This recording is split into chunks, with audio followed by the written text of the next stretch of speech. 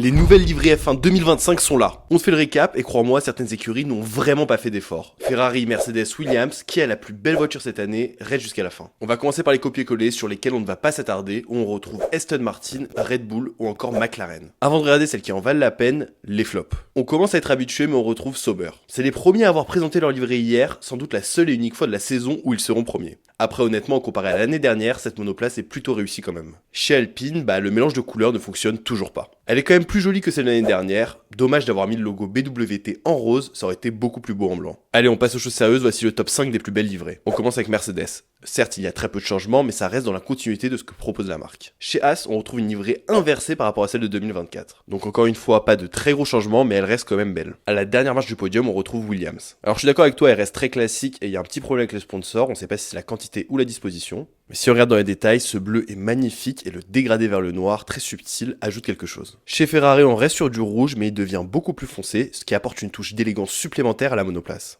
La livrée en général est très belle, il y a juste un petit X et le logo HP qui est vraiment trop présent et qui ne se marie pas très bien avec ce rouge. Dis-toi qu'on le retrouve quand même à 10 endroits différents sur la monoplace. Et enfin pour nous, la plus belle livrée de 2025, c'est celle de Racing Bulls. Elle fait évidemment référence à la livrée spéciale de Red Bull en 2021 au GP de Turquie. Et toi, c'est laquelle t'as préférée ?